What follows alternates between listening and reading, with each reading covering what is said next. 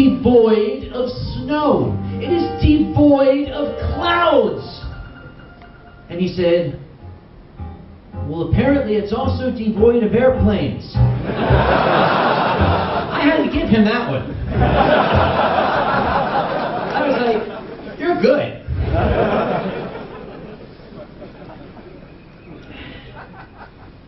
It would make the story very long to explain that I had to spend a night in Newark.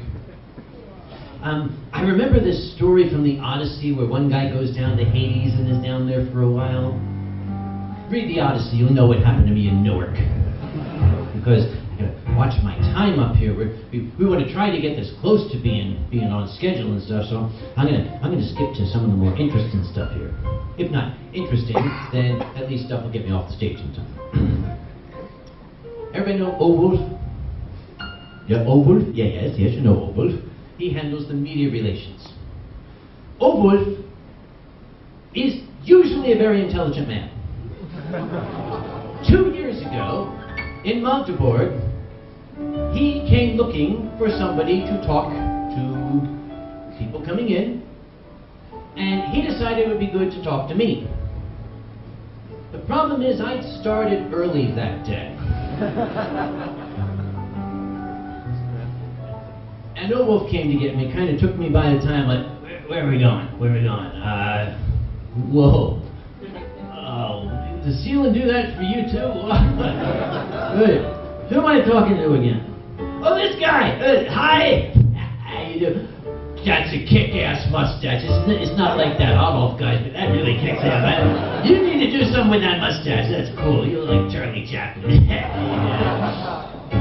And Overwolf leaned over and said, now my German is not very good. And he said something that sounded like, das ist der Bürgermeister von Magdeburg.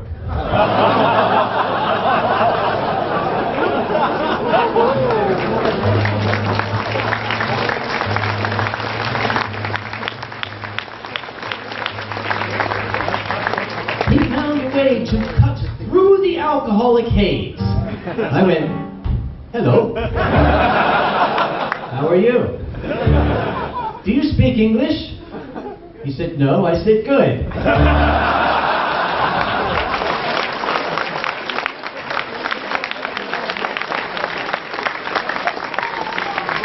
Now,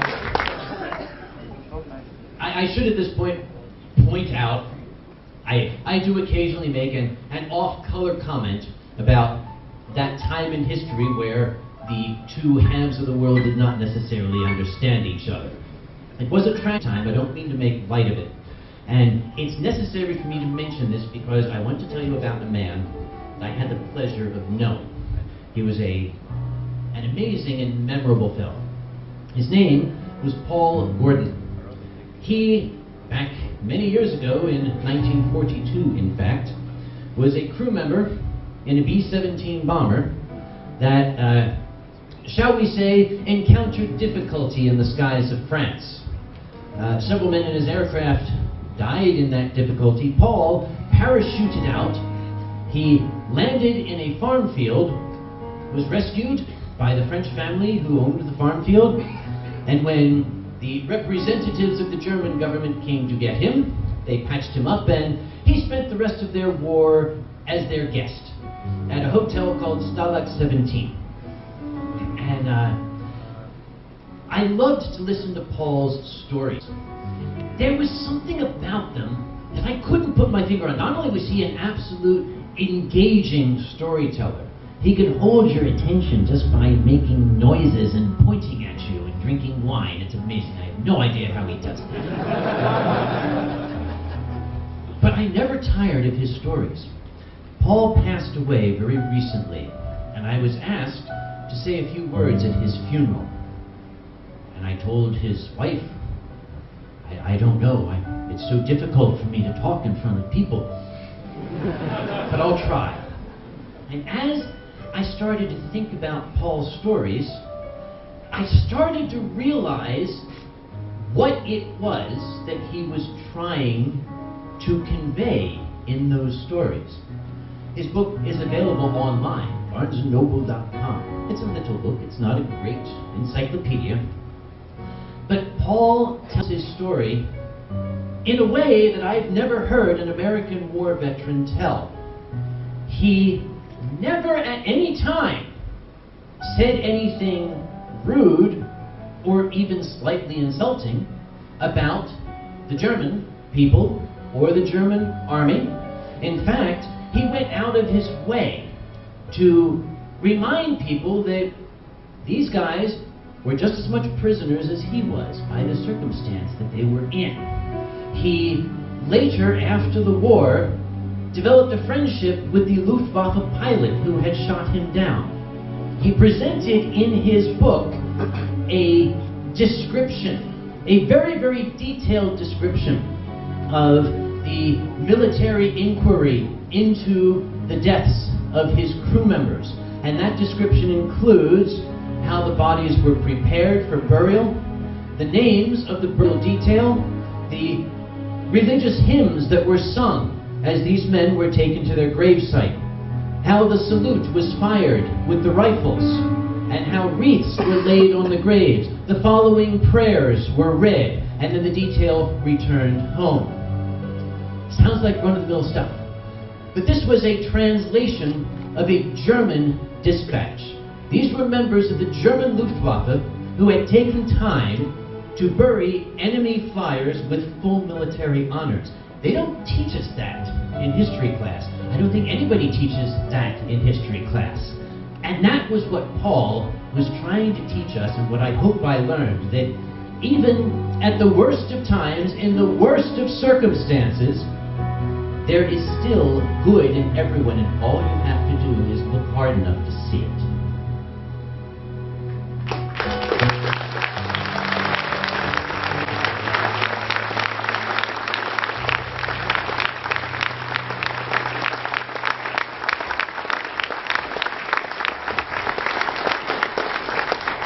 The funeral was a beautiful affair. I had been helping to translate letters back and forth between Paul and a lady in France who was 9 years old at the time that he landed in her village. She was the daughter of the farmer that rescued him. And it was my sad duty to tell her that dreadful news by telephone. When I went to Paul's funeral, I brought along a friend. Many of you know the artist Gideon. Gideon is one of my oldest friends. He also knew Paul, and he admired Paul as much as I did. And we went to say our last goodbyes. It's always very difficult. And I told the story that I just told to all of you. And people seemed to appreciate it, and hopefully they'll take that same lesson home. And when it was finished, we went up to a big memory book. And Gideon stood on my right side, and we opened the book, and here were pictures of Paul when he was a young man. Here are pictures of him in the Air Corps. Here's pictures of his airplane, pictures from his time as a prisoner in Stalag 17, and we were looking at this and remembering the stories that he told us. And then I turned one more page, and I stopped. And I said, Gideon, isn't that your art? And he looked and he said, oh my God. It was a picture of an anthropomorphic wolf in a Luftwaffe uniform. And over here was an anthropomorphic fox in an RAF uniform. And we stared at this, and I said, Gideon, did you give these to him? And Gideon said, no, I never did. And I said, well, where would he have found them? And Gideon said, the only place they've ever been has been on my webpage.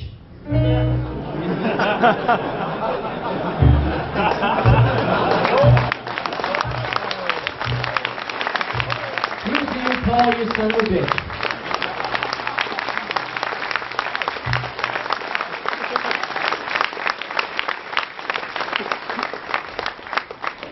Never really had the heart to ask what else his wife might have found in that box under his bed where she told us she found these.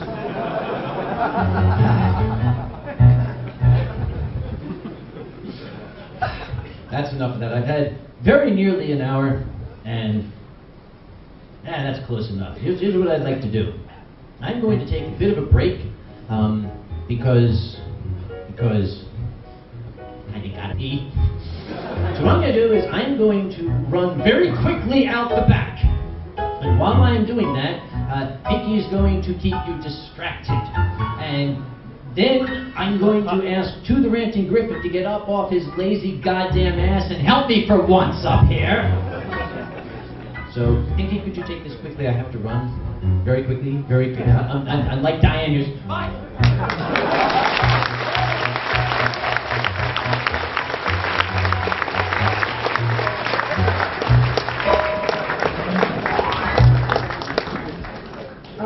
Cockroaches were faster than that.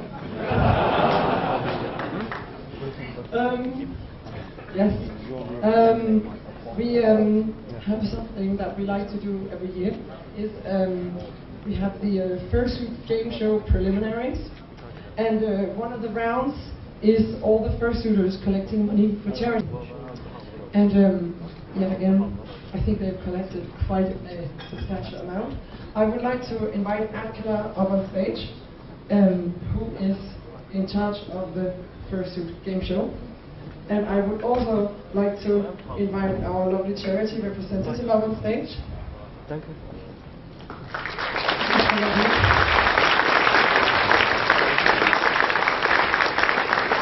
And I believe, Angela, you have something that you want to say to Martin. Thank you. Yes, over here so people can see you. Our fursuiters, which were 18 teams this year, a little bit less than last year, still managed to collect a sum of, just a second, you can hold this for me. I collect a sum of €766.54.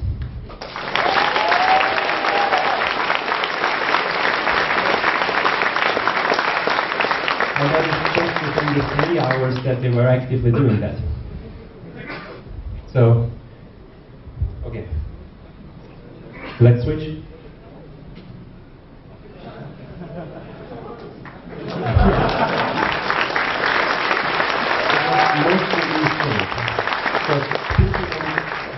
When we were here last year, you said you wanted to see less bills and more coins.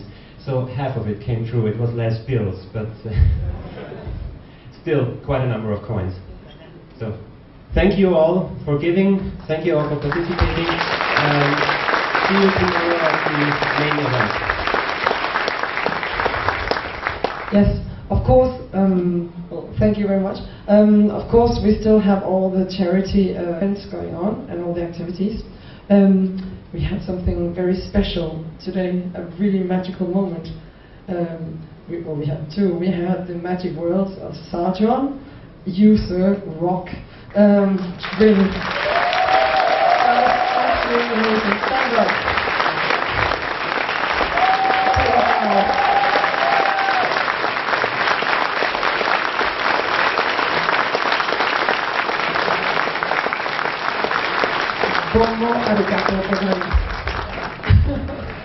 I'm learning. And we also had the bat feeding session.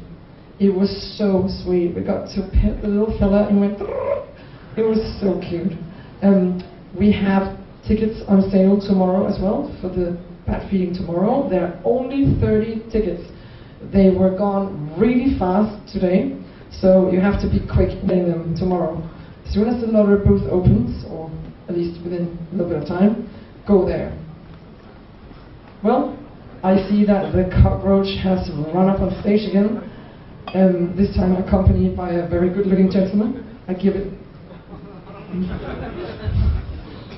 Get back to you. Thank you. It's okay. No reason to panic. Everything came out all right. We're smart. We worked it out with a pencil. Yes. Okay. Mr. Amore has told us that he's got to bugger off. Apparently something about picking a guitar out of what? He's got to go. So, I want to thank him again. This guy, Mr. I'm basically picking up the guitarist that was on the Come Find Me album. He's not a furry. So I'm going to go out there and kind of introduce him to it a wee bit. Maybe give him a few beers first. Wait, we'll see how it goes. If he's not a furry, then why is he late?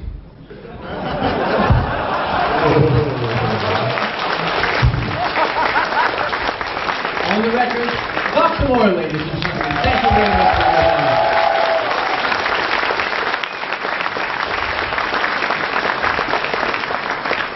And I just want to point out, I pointed this out to some other folk, one of the things that's been pissing me off for years, What's been pissing you? no pun intended, about Eurofurence is the fact that anytime I try to do something really jack shit kick ass with Anthrocon, they do it better. And they laugh at you afterwards. They do. For example, They do. I got this absolutely amazing kind of venue that no one had ever had before, so they got a castle. I had some really great guests of honor, then they got better ones. I had the highest percentage of people in my fursuit parade, they got a higher percentage. I had the slowest elevators at my convention.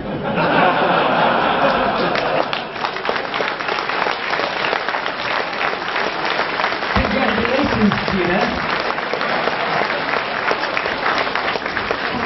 One amazing thing, though, and this is fun to imagine because we don't often think about this. How many people out there are 20 years old or younger? Just show of hands. All you people out there, this convention started before you were born. Stop it. It did. It started before you were even a twinkle in your daddy's eye. And an expectant leer on your mother's face. I've been waiting to use that one for years. Thank you. By the way, never try to sit down on one of Sergeant Juan's chairs. They don't work. They don't sometimes have, like it's on them here. How does that happen even? I mean, it's like the chairs, you can't even sit in them.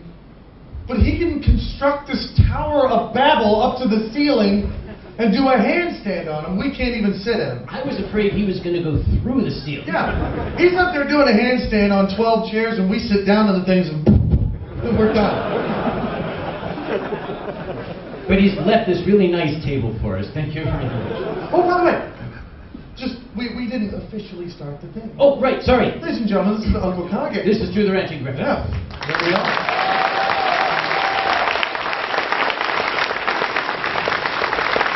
Basically, what we do up here is shit. Not literally, but... I'll tell you one thing, I don't do nothing until I get a beer. I need a beer. Oh, the fox drank all I'm the going beer. to sit here and just... No. I have wine. Fox drink all the... He took over. I got wine. Okay. What kind of wine? Müller Torgau. Müller Torgau. Müller Torgau. Yep. It was cold. And, What else? I have just one cup. It's just condensation in there. Don't. I'm No, sure. that'll do just fine. All right.